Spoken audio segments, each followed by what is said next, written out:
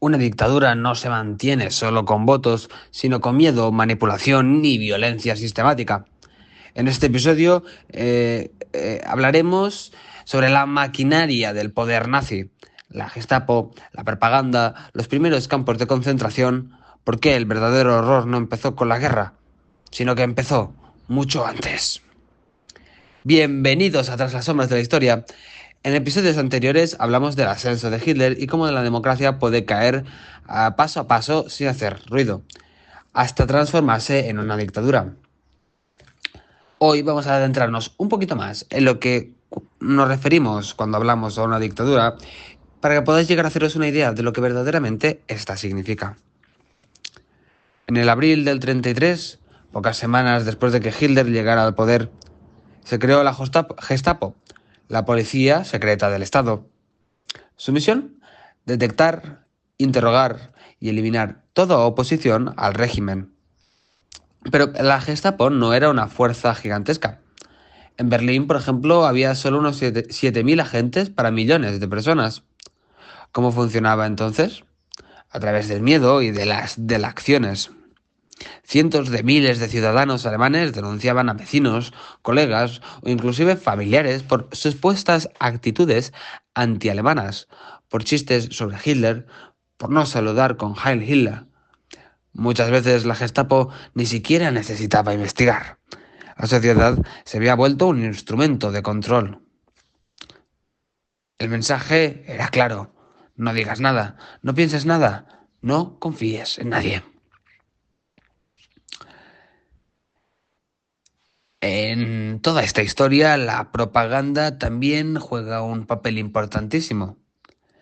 La propaganda se usó para convencer y para controlar a la población. Mirad, el terror es una herramienta como cualquier otra, pero esta no es suficiente. Para sostener a largo plazo un régimen totalitario, también hay que controlar la mente de la población. Y allí es donde entra nuestro amigo Joseph Goebbels, ministro de propaganda y uno de los hombres más peligrosos del régimen. No porque disparase un arma, sino porque supo construir una realidad paralela. Goebbels lo entendía. La propaganda no debía imponer, debía seducir. La radio se volvió obligatoria en todos los hogares.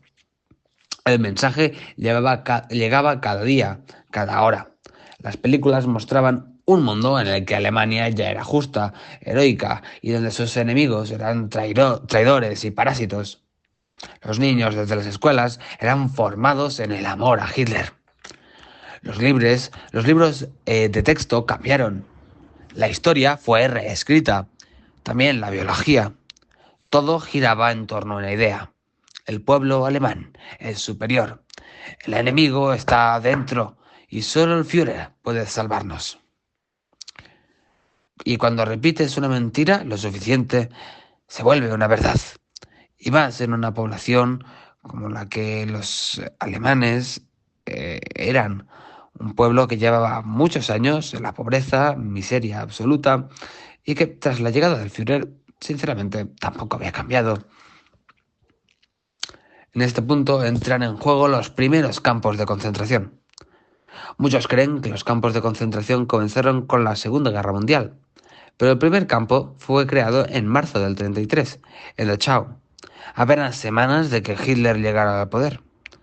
Allí no llevaban a judíos al principio, sino a opositores políticos, como comunistas, socialdemócratas, intelectuales críticos y sindicalistas. No era aún un campo de exterminio, era un lugar de castigo, reeducación y sobre todo intimidación. Los prisioneros eran golpeados, humillados, deshumanizados, y el mensaje que salía de estos lugares era claro: esto te pasará si te atreves a pensar distinto. En los años siguientes, estos casos se multiplicaron. Buchenwald, Sachsen, Ravensbrück, la red estaba en marcha. La normalización del horror había comenzado. La Gestapo sembraba el miedo, la propaganda vendía la ilusión. Los campos de concentración eliminaban la disidencia. Juntos formaban un sistema total, eficiente y silencioso. Un sistema en el que no hacía falta grandes ejércitos para controlar la población. Solo bastaba que todos supieran que había consecuencias. Y cuando el terror y la mentira se hacen rutina, ya no hace falta reprimir, porque la gente se reprime sola. La historia del nazismo no es solo la historia de una guerra o de un dictador. Es la historia de cómo se puede construir un sistema en el que millones aceptan la injusticia porque tienen miedo, porque están cegados por la propaganda, porque piensan que no les tocará a ellos. Pero a ellos siempre les toca. Gracias por escucharme una vez más en Atrás las sombras de la historia. Y si este episodio te ha estremecido, compártelo. Haz que otros también miren atrás.